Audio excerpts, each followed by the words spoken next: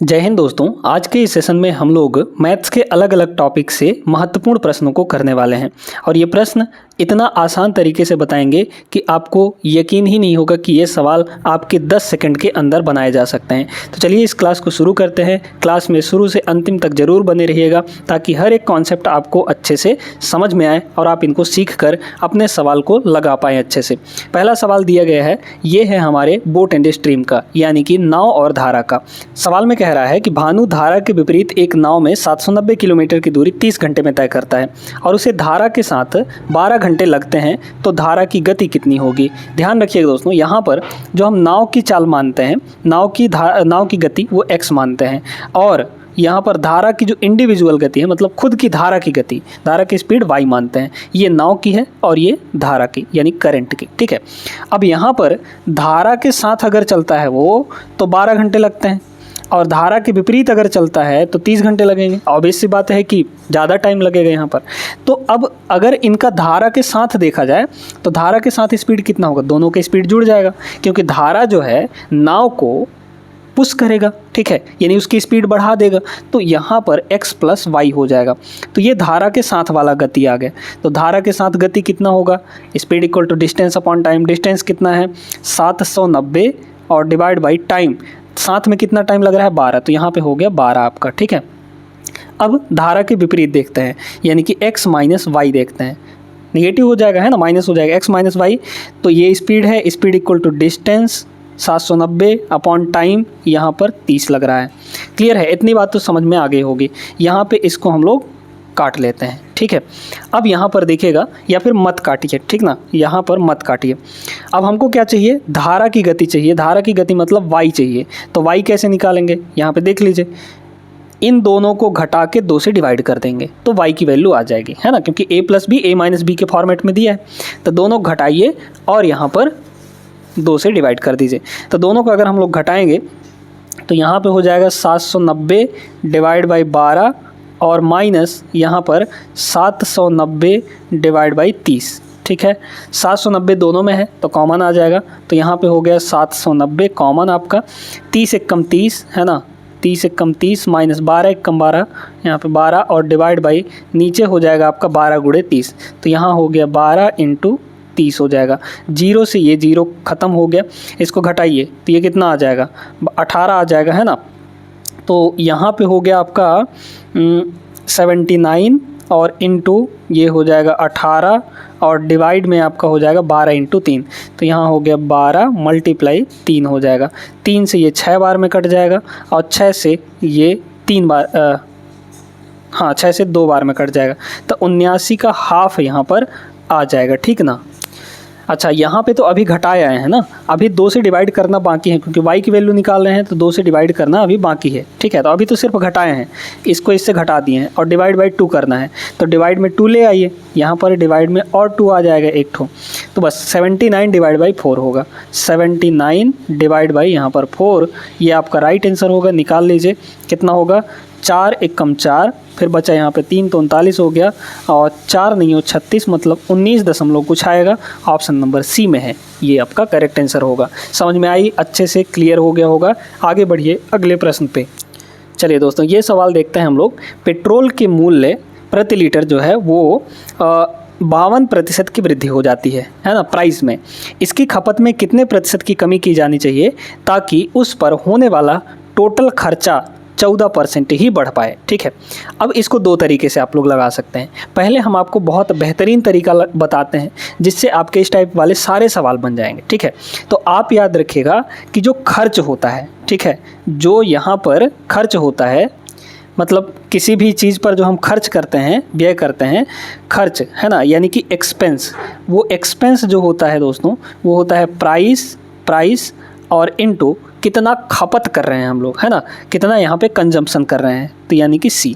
तो इस फॉर्मूले को याद रखेंगे तो आपके सारे सवाल बन जाएंगे। ठीक है, अब यहाँ पर ये देखिए कि हमारा जो प्राइस है, ठीक ना, यहाँ पर प्राइस जो है वो क्या हो रहा है 52% बढ़ रहा है। मतलब मान लीजिए इनिशियली 100 था तो 52% बढ़ेगा तो मतलब कितना हो जाएगा बाद में 152 हो जाएगा, है ना। अब इसमें कह रहा है कि खपत में कितनी कमी की जाए, यानी कंजम्पशन में कितनी कमी की जाए ताकि उस पर होने वाला जो व्यय है, व्यय मतलब एक्सपेंडिचर, वो एक्सपेंस कितना हो सिर्फ और सिर्फ 14% बढ़े। तो 14% बढ़े इसका मतलब क्या है, मान लीजिए शुरू में 100 था तो 14% ही बढ़े यानी कि 114 हो जाए, ठीक ना। अब यहाँ से आपको सी चाहिए, तो यहाँ से सी कैसे निकालेंगे, कंजम्पशन कैसे निकालेंगे। कंजम्पशन का फॉर्मूला होगा पी इधर आके डिवाइड हो जाएगा, मतलब कि यहाँ हो गया ई डिवाइड बाई पी, मतलब ई से हमको पी को डिवाइड करना है, बस इतना काम करना है ना। तो देखिए सी इक्वल टू क्या हो जाएगा यहाँ पर बताइए, यहाँ पर अगर हम लोग निकालें तो कितना होगा, ई divide by P 100 divide by 100 यानी 1 हो गया, और यहाँ 114 डिवाइड बाई 52 152 है ना। तो 114 डिवाइड बाई यहाँ पर 152 हो जाएगा, ठीक है। इनका ले लीजिए रेशियो कि पहले कितना था बाद में कितना। अब यहाँ पे 152 इधर आके मल्टीप्लाई हो जाएगा, तो 152, ठीक है 152 और बाद में कितना हो जाएगा 114 हो जाएगा। तो साफ साफ आपको ये दिख रहा है कि भैया पहले यहाँ पर 152 वो खर्चा कर रहा था पेट्रोल पे, जैसे ही उसकी प्राइस बढ़ी अब वो 114 रुपये ही खर्च कर पाएगा, ठीक है उस पर। तो कितने की कमी हो गई देख लीजिए, 152 से 114 हो गया, घटा लीजिए कितना हो जाएगा, 12 में से 4 गया ये हो जाएगा आपका 8 है ना, हो गया 8, और 14 में से 11 गया ये हो जाएगा 3 आपका, और डिवाइड में शुरुआती कितना है 152, तो 152 यहाँ पर होगा, परसेंट में कन्वर्ट करना है तो 100% से मल्टीप्लाई कर देंगे। 38 का जस्ट 4 गुना है ये, है ना, 8 चौके 32, हाँ ठीक है, 38 का जस्ट ये 4 गुना है, और 4 से ये आपका कटेगा तो मतलब 25% आ जाएगा। तो हमारे खर्च में कितने की कमी करनी चाहिए, यहाँ पर 25% की कमी करनी चाहिए, ठीक ना, खपत में, ठीक ना, कंजम्पशन में। तो ऑप्शन नंबर सी यहाँ पर बहुत अच्छे से हमने लगा दिया, 25% इज़ द राइट आंसर। आगे चलिए, आगे बढ़ते हैं अगले प्रश्न पे। अगला सवाल देखिएगा दोस्तों, बहुत बढ़िया सवाल है, पाइप एंड सिस्टर्न का है। पाइप ए एक हौज को यानी एक टंकी को 6 घंटे में भर सकता है, पाइप बी इसे 30 घंटे में भर सकता है। दोनों पाइप चालू किए गए थे लेकिन हौज के तली में रिसाव था, यानी कि एक और पाइप नीचे से काम करने लगा खाली करने वाला, इसलिए हौज को भरने में 30 मिनट का समय अधिक लगता है। रिसाव द्वारा भरी हौज को खाली करने में कितना समय लगेगा। यहाँ पर एक पाइप ए है, ठीक है, ध्यान से देखते जाइएगा, दूसरा पाइप यहाँ पर बी है, ये 6 घंटे में भर सकता है और ये अकेले 30 घंटे में भर सकता है। तो 6 और 30 का ले लीजिए एलसीएम, तो टोटल कैपेसिटी आ जाएगी 6 और 30 का एलसीएम कितना होगा 30, मतलब हमारे टंकी की जो टोटल कैपेसिटी है वो 30 यूनिट है। अब बताइए इफ़िशियंसी कितनी होगी इनकी बताइए, 30/6 यानी कि 5 यूनिट, मतलब ये 1 घंटे में 5 यूनिट भरता है, ठीक ना। अच्छा, इस 30/30 यानी कि 1 यूनिट, ये 1 घंटे में 1 यूनिट भरता है। अब ये बताइए, इसमें आपको पूछा जा रहा है कि दोनों पाइप चालू किए गए थे लेकिन तली में रिसाव था, यानी कि एक और पाइप नीचे से काम करने लगा, है ना, जिससे 30 मिनट का समय अधिक लगता है। अभी कितना समय लग रहा है ये पहले निकालिए, बताइए कितना समय लग रहा है। तो देखिए 30 टोटल है, अभी का टाइम निकाल रहे हैं, है ना, टोटल देखिए अगर दोनों पाइप, सिर्फ 2 पाइप ए और बी भरने वाले मिलकर काम करें तो कितना टाइम लगेगा। टोटल भरना था 30, टाइम इक्वल टू होता है वर्क अपॉन इफिशियंसी, तो टोटल यहाँ पे है 30 यूनिट भरना था, और 1 घंटे में ये काम कितना कर रहे हैं दोनों मिलकर, 5 और 1 6 यूनिट काम कर रहे हैं, तो यहाँ पे डिवाइड में 6 हो जाएगा, मतलब 5 घंटे। तो अगर सिर्फ ए और बी मिलकर काम करते हैं तो 5 घंटे का समय लगेगा, लेकिन 30 मिनट अधिक लग रहा है, यानी आधे घंटे अधिक लग रहा है, तो 5 और आधा घंटा यानी कि 5.5 घंटा। तो अभी जो टाइम लगेगा वो 5.5 घंटा लगेगा। 5.5 घंटे का मतलब होता है 11/2, है ना, 11 का आधा होता है, 11/2 घंटे लग जाएंगे। कब, जब तीनों मिलकर काम करेंगे। तो अब ये बताइए कि यहाँ पर अब एक और पाइप काम करने लगा है, तो हम निकाल लेते हैं तीनों की इफिशियंसी। ए की इफिशियंसी कितनी है 5 है, बी की इफिशियंसी कितनी है 1 है, और तीसरे पाइप की इफिशियंसी सी मान लीजिए। इफिशियंसी इक्वल टू क्या होता है, वर्क कितना है यहाँ पे 30 यूनिट है, टोटल 30 यूनिट भरना है ना, डिवाइड बाई यहाँ पर टाइम। अब तीनों मिलकर अगर काम करेंगे, क्योंकि अब नीचे से खाली भी होने लगा है, तो टाइम कितना लग रहा है 11/2, तो वर्क अपॉन यहाँ पे टाइम हो जाएगा, मतलब 11 और ऊपर हो जाएगा यहाँ पर 2, क्लियर है ना, डिवाइड का 2 ऊपर चला जाएगा। अच्छा, तो देखिए यहाँ पर ये तो कटेगा नहीं, तो सी की वैल्यू यहाँ से कितनी आ गई, सी की वैल्यू आ गई 30 दूना ये हो जाएगा 60/11 और 5 1 6 उधर जाएगा तो माइनस हो जाएगा, तो मतलब आपका कितना हो गया 11 6 66, ठीक है, तो 60 माइनस 66 यानी कि माइनस का 6 और डिवाइड बाई 11। ये माइनस क्यों आया है? माइनस इसलिए आया है क्योंकि ये खाली करने का काम कर रहा है, इसीलिए माइनस आया है। तो अब यहाँ पर पूछा जा रहा है कि भैया अगर यही काम करे तो कितना टाइम लगेगा, है ना। तो बताइए, अब हम लोग टाइम निकाल लेते हैं सी द्वारा, ठीक है। तो टोटल यहाँ पर 30 यूनिट है भरा हुआ, कैपेसिटी कितनी है टोटल 30 ही ना, 30 यूनिट भरा हुआ है। और ये 1 घंटे में कितना यूनिट खाली कर दे रहा है? 6/11। तो यहाँ पे हो जाएगा 6 डिवाइड के 11, आप ऊपर ले जाके मल्टीप्लाई कर सकते हैं।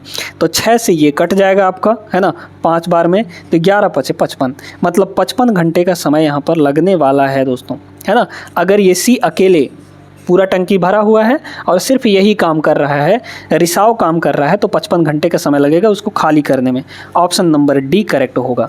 आगे चलिए अगले प्रश्न पर आइए देखिएगा। यहाँ पे मिक्सचर वाला सवाल है। 6.9 रुपये प्रति लीटर की मूल्य से 40 लीटर दूध में कितना पानी मिलाया जाए ताकि मिश्रण का मूल्य 4.6 रुपये प्रति लीटर हो जाए, ठीक है। हम यहाँ पर बहुत ध्यान से देखेंगे कि भाई अगर पानी मिलाया जा रहा है तो क्या पानी का कोई मूल्य है? नहीं है ना, कहीं से भी भर के मिला लीजिए, ठीक है। तो सिर्फ और सिर्फ मूल्य किसका है? दूध का मूल्य है, ठीक ना। तो यहाँ पर ये देखिए कि 40 लीटर जो दूध है वो 6 रुपये प्रति लीटर के हिसाब से टोटल पैसा बनेगा कितना? तो यहाँ पर बन जाएगा 6.90 और मल्टीप्लाई यहाँ पे 40 लीटर, ठीक है। 1 लीटर का इतना, तो 40 लीटर का इतना पैसा टोटल हो गया। अब यहाँ पर कह रहा है कि उसका जो मूल्य है इतना रुपए प्रति लीटर हो जाए। अब यहाँ पर ऐसा काम करना है कि घाटा फ़ायदा कुछ नहीं होना चाहिए, प्राइस आपका सेम होना चाहिए। तो प्राइस यहाँ पर सेम करिए। अब की बार यहाँ पर कितना है यहाँ पर 4.60 के हिसाब से वो बेच रहा है, लेकिन उसमें उसने पानी मिला के बेच रहा है, तो मिश्रण की वैल्यू तो बढ़ जाएगी। तो मिश्रण हम यहाँ पे पानी मिलाने के बाद x मान लेते हैं। पानी मिलाने के बाद मिश्रण हमारा कितना हो गया? x लीटर हो गया, ठीक है। तो इतने रुपए लीटर के हिसाब से x लीटर का इतना रुपए हो जाएगा टोटल। यहाँ भी पैसा बराबर, यहाँ भी पैसा बराबर। अब सीधे सीधे आंसर आ जाएगा, देख लीजिए। ये आपका 0 से यहाँ पर 0 का ख़त्म हो जाएगा। वैसे भी पॉइंट के बाद 0 का कोई मतलब नहीं होता है। यहाँ देखिए, यहाँ 46 है, यहाँ 69 है, 23 से दोनों कट जाएंगे, तो 23 दूना 46 और 23 तियाँ यहाँ पर 69 हो जाएगा। 2 से ये कट जाएगा 20 बार में, तो यहाँ हो गया 20, मतलब x की वैल्यू कितनी आ गई? यहाँ पर x की वैल्यू 20 तियाँ 60 हो जाएगा। यानी कि पानी मिलाने के बाद मिश्रण कितना हो गया? 60 लीटर हो गया, ठीक है। तो ये बताइए कि कितना मिलाया गया है, ये पूछ रहा है ना, कितना मिलाया जाए ये पूछ रहा है। तो पहले 40 था, बाद में हो गया 60, मतलब कितना मिलाया गया है पानी इसमें? दूध तो नहीं मिलाया गया, सिर्फ पानी मिलाया गया है। 20 लीटर इसमें एक्स्ट्रा ऐड किया गया है, तो 20 लीटर इसका आंसर होगा। Option number D is the right answer. आगे चलिए बढ़ते हैं अगले प्रश्न पे। इस सवाल को करने का बहुत ही सिंपल सा कॉन्सेप्ट है। 5 संख्याओं का औसत 113 है। एक संख्या निकालने के बाद भी औसत वही रहता है, औसत बदलता नहीं है। उसमें से निकाली हुई संख्या कितनी होगी? सीधे सीधे 113 ही होगा। यहाँ पर हमेशा ध्यान रखिएगा, औसत का मतलब क्या होता है? औसत का मतलब जैसे आप 5 दोस्त हैं, ठीक ना, 5 दोस्तों के पास अलग अलग रुपए हैं, सबको कलेक्ट करिए। सबको कलेक्ट करने के बाद बराबर हिस्से में डिवाइड कर दीजिए, ठीक है, बराबर हिस्से में डिवाइड कर दीजिए। मान लीजिए कि सबके पास 10-10 रुपये आया, ठीक है ना, सबके पास यहाँ पर 10-10 रुपये आया, 5 दोस्तों के पास यहाँ पर 10-10 रुपये आ गए। अब इसमें से कह रहा है कि निकालने के बाद औसत वही रहे। औसत का मतलब क्या होता है? जितना सबके पास होगा, है ना। तो अगर हम इसमें से एक संख्या निकाल दें तो भी तो औसत वही रहेगा, फिर ये भी निकाल दें तो भी औसत वही रहेगा। मतलब अगर हम किसी संख्या में से, है ना, कलेक्शन में से औसत के बराबर ही एक संख्या निकाल दें तो उसका औसत नहीं बदलता है दोस्तों। ये हमेशा ध्यान रखिएगा कि अगर औसत के बराबर ही कोई संख्या जोड़ दें उसमें, या फिर औसत के बराबर ही कोई संख्या उसमें निकाल दें, तो उसके औसत में कोई परिवर्तन नहीं होता है, यानी डेविएशन 0 हो जाता है, ठीक ना। तो यहाँ पर औसत वही रहे, इसके लिए हमको औसत के बराबर वाली संख्या ही निकालनी पड़ेगी, है ना। तो औसत 113 था, मतलब 113 ही निकालेंगे हम लोग। तो ऑप्शन नंबर डी इसका आंसर हो जाएगा। अच्छे से कॉन्सेप्ट सीख गए होंगे, तो आगे बढ़िए अगले प्रश्न पे।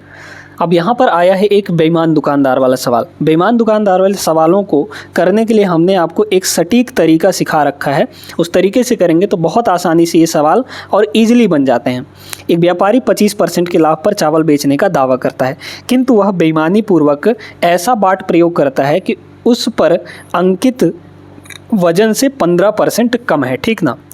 व्यापारी द्वारा अर्जित कुल लाभ, कुल प्रतिशत लाभ कितना होगा, ठीक है। बहुत ध्यान से यहाँ पर इस टाइप के सवालों में आपको सीपी और एसपी का रेशियो, कॉस्ट प्राइस और सेलिंग प्राइस का रेशियो निकालना होता है और कुछ नहीं। तो सीपी से एसपी का रेशियो अब निकालेंगे कैसे, देखिए दोस्तों, यहाँ पर व्यापारी जो है 25% लाभ पर चावल बेचने का दावा करता है। 25% की फ्रैक्शन वैल्यू कितनी होती है, 25% मतलब 1/4 होता है, यानी कि 4 के समान प्रॉफिट है ना, तो 4 के समान को 5 में बेचने का दावा करता है, यानी 1 ज़्यादा में, है ना, 4 से 1 बढ़ा के। तो कॉस्ट प्राइस 4 हो गई और 4 से 1 बढ़ाया तो मतलब बेचा कितने में, 5 में, तो 25% का लाभ यहाँ पर हो गया। अब सुनिएगा, अब यहाँ पे ट्विस्ट आता है, किंतु वह बेईमानी पूर्वक ऐसा बाट प्रयोग करता है जो उस पर अंकित वजन से 15% कम है। अंकित वजन से 15% कम है। 15% का फ्रैक्शन वैल्यू कितना होता है, 3/20 होता है ना, 3/20 होता है। देखिएगा, अब ये बताइए कि 20 पर वो 3 कम अंकित करके रखता है, 20 पर 3 कम अंकित करके रखता है, मतलब एक्चुअली वो 20 है ना, एक्चुअली में दिखाना चाह रहा है कि वो 20 है, लेकिन उस पर 3 कम दे रहा है वो, ठीक है। यहाँ पर बोला है ना कि उस पर अंकित वजन से 15% कम है, तो मतलब अंकित कितना किया हुआ है, लिखा कितना हुआ है, उस पर 20 लिखा हुआ है, लेकिन वो 20 पर 3 कम दे रहा है, एक्चुअली में वो 3 ग्राम कम है, ऐसा समझ लीजिए। तो ये बताइए आपसे वो पैसा कितने का लिया, पैसा तो 20 का लेगा ना, क्योंकि उस पर लिखा हुआ 20 है, और वो दे कितना रहा है आपको, 20 से 3 कम दे रहा है, यानी कि 17 ही दे रहा है, ठीक है। तो जितने का आपसे पैसा लेगा, हमेशा ध्यान रखिएगा, जितने का आपसे पैसा लेगा वो एसपी बनेगा, ठीक है। जितने का आपसे पैसा लिया वो एसपी बनेगा, तो एसपी कितना है यहाँ पे, 20 है, ठीक है। तो एसपी यहाँ पर कितने का पैसा लिया, 20 का, है ना, तो एसपी आपका 20 हो जाएगा। और आपको सामान कितना दिया, तो 20 में से 3 कम दिया ना, तो 20 - 3 यानी कि 17। तो जितना आपको सामान देगा वो उसके लिए कॉस्ट प्राइस बनेगा, यानी कि सीपी बनेगा। तो कॉस्ट प्राइस यहाँ पर 17 हो जाएगा, 20 - 3 17 हो गए। अब इनका ले लीजिए रेशियो और सक्सेसिव, ठीक है, यहाँ भी रेशियो और यहाँ भी रेशियो ले लेंगे। तो अगर रेशियो लेंगे तो काट भी सकते हैं हम लोग, 4 से ये कट जाएगा आपका 5 बार में। देखिए यहाँ कितना आ गया, 17 है ना, इधर हो जाएगा 17 और इधर हो जाएगा 5 × 5 यानी कि 25 हो जाएगा।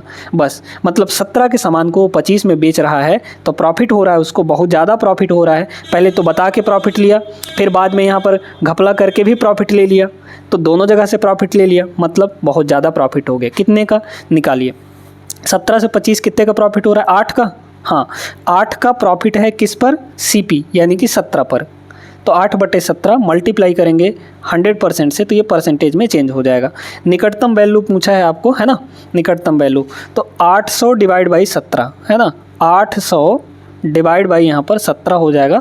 काट देंगे हम लोग, तो 17 चौके यहाँ पर 68, 17 × 50 ही हो जाता है, तो 17 चौके यहाँ पर 68 हो जाएगा। फिर यहाँ पे बचेगा 12, तो 120 हो गया।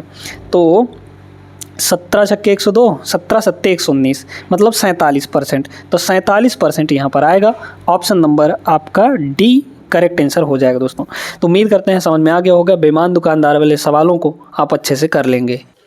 इस सवाल को देखें, ये भी प्रॉफिट एंड लॉस का ही है। 32 पुस्तकों का विक्रय मूल्य 24 पुस्तकों के लागत मूल्य यानी कॉस्ट प्राइस के बराबर है। हानि या लाभ प्रतिशत निकालना है। देखिए यहाँ पे सीधे सीधे ऐसे टाइप के सवाल बहुत आसान होते हैं भाई। 32 पुस्तकों का विक्रय मूल्य यानी 32 का सेलिंग प्राइस एसपी किसके बराबर है, 24 के कॉस्ट के बराबर, 24 के लागत मूल्य यानी कि सीपी के बराबर। काटा पीटी करिए, आंसर आ जाएगा। देखिए यहाँ पे 8 से काटेंगे तो 8 × 3 = 24 और ये 8 से कटेगा, 8 चौके यहाँ हो जाएगा 32, है ना। तो मतलब यहाँ पर सीपी से एसपी का रेशियो कितना आ गया, सीपी / एसपी, है ना। सीपी इधर था, एसपी को इधर ले जाएंगे, है ना, तो 3 आपका इधर आ जाएगा, मतलब कि 4 यहाँ पर 3 हो गया।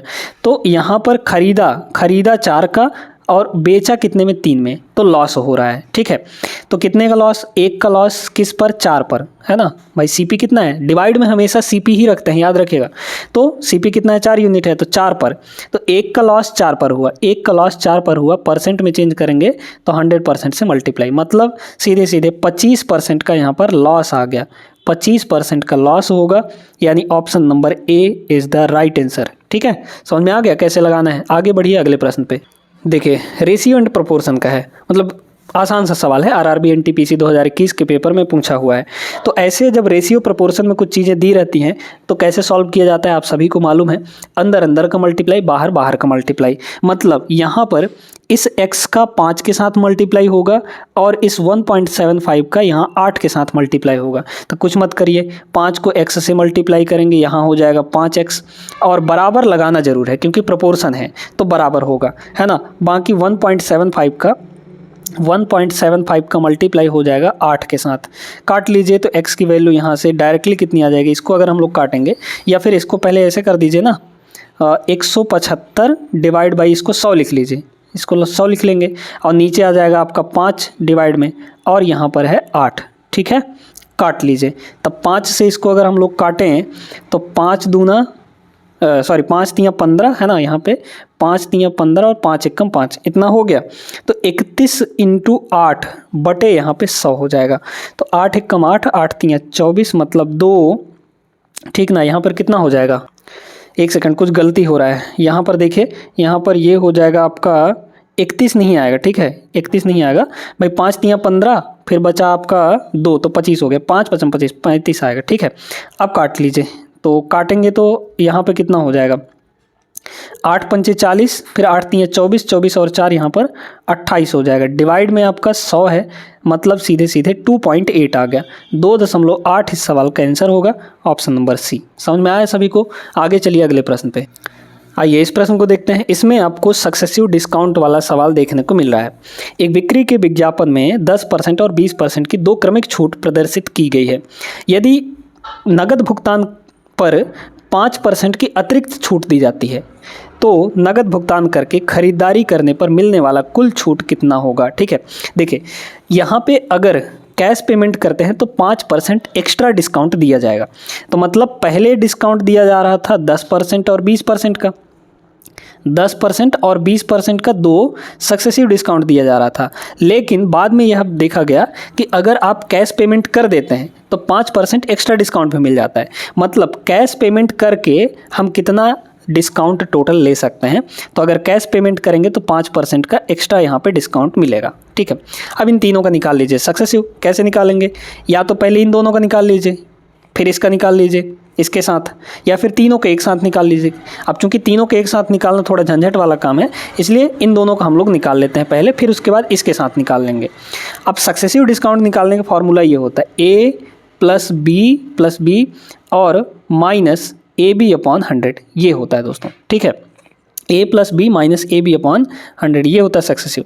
तो पहले इन दोनों को जोड़ लीजिए, तो 20 और 30, माइनस को छोड़ दीजिए, है ना, माइनस छोड़ दीजिए, माइनस यहाँ पर आपको नहीं रखना है। ठीक है, हम बिना माइनस के ये वाला फॉर्मूला बताएं सक्सेसिव डिस्काउंट के लिए। ये सिर्फ डिस्काउंट के लिए है, ये काहे के लिए है, डिस्काउंट के लिए है। ठीक ना, अच्छा तो पहले दोनों को जोड़ेंगे तो 20 और 10 कितना हो जाएगा, 30, और इसमें से माइनस कर देंगे हम लोग AB/100, तो मतलब 10 और 100।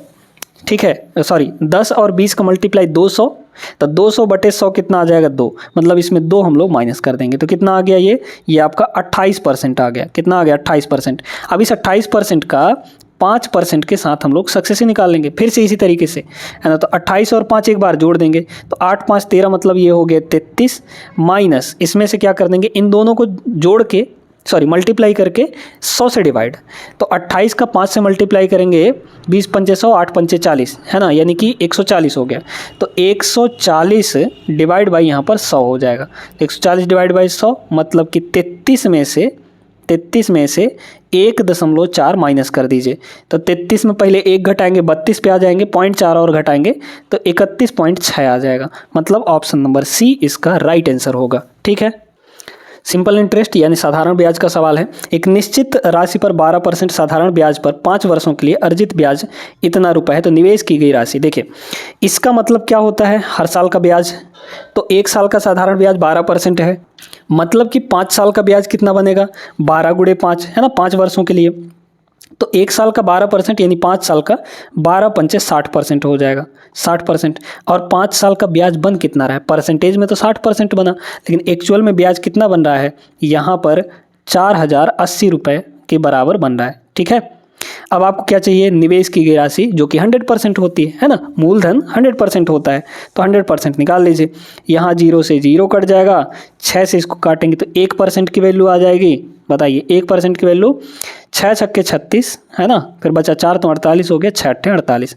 1% की वैल्यू 68 है। 100 चाहिए ना आपको, तो 100 से मल्टीप्लाई कर दीजिए। 100 से मल्टीप्लाई करेंगे तो यहाँ कितना हो जाएगा, 6800 हो जाएगा।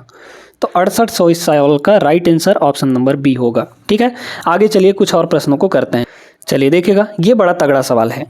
आमिर ने 4 बच्चों के बीच में 775 उपहार बांटे। पहले बच्चे का हिस्सा दूसरे बच्चे के हिस्से का 2 गुना है, तीसरे बच्चे के हिस्से का 3 गुना है और चौथे बच्चे के हिस्से का 4 गुना है। पहले बच्चे का ही हिस्सा दूसरे का 2 गुना, तीसरे का 3 गुना और चौथे का 4 गुना है। ठीक है, तो एक काम करिए, यहाँ पर अपने पास कितने बच्चे हैं, 4 बच्चे हैं। तो ए, बी, सी और डी, ये 4 बच्चे हो गए। ठीक ना, अब यहाँ पर ये जो पहले बच्चे का हिस्सा है, दूसरे का कितना है, 2 गुना है, यानी 2 गुना है। तीसरे बच्चे का 3 गुना है और चौथे बच्चे का यहाँ पर 4 गुना है, पहले का हिस्सा। तो अब इनसे कटने वाले कोई संख्या टोटल मान लीजिए, तो 2, 3 और 4 कैल्शियम कितना आ जाएगा, 12। तो हम लोग यहाँ पे मान रहे हैं कि यहाँ पे ए का हिस्सा टोटल यहाँ पे 12 है।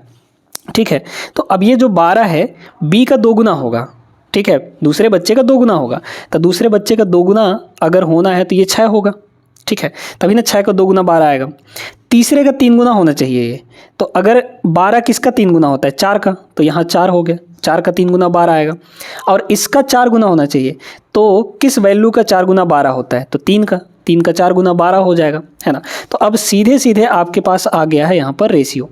ठीक है, ए, बी, सी और डी टोटल सभी को कितना कितना हिस्सा मिलेगा, ये आ गया है रेशियो।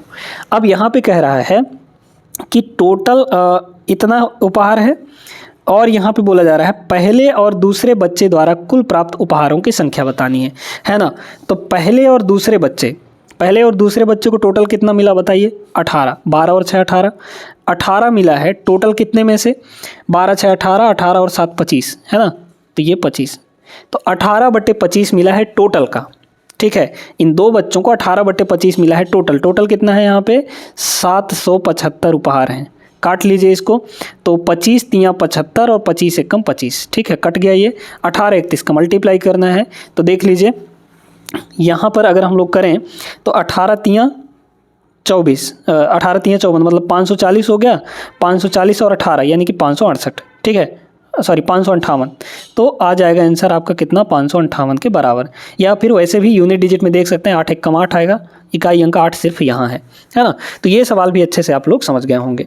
तो आज की क्लास में बस इतना ही। उम्मीद करते हैं जितने भी सवाल हम आपको करवाए हैं वो अच्छे से आपके भेजे में घुस गया होगा और इन सवालों को छोड़कर तो नहीं आएंगे। इस टाइप के सवालों को इनकी प्रैक्टिस करना बहुत ज़्यादा ज़रूरी है। आप लोग आदित्य रंजन सर की रेलवे मैथ्स बुक ले लीजिए और वहाँ से आप अच्छे से प्रैक्टिस कर सकते हैं, है ना। प्रीवियस ईयर के बहुत ही महत्वपूर्ण प्रश्न उस बुक में दिए गए हैं। ठीक ना, चलिए मिलते हैं अगले क्लास में ऐसे ही बेहतरीन सेशन के साथ। तब तक के लिए जय हिंद।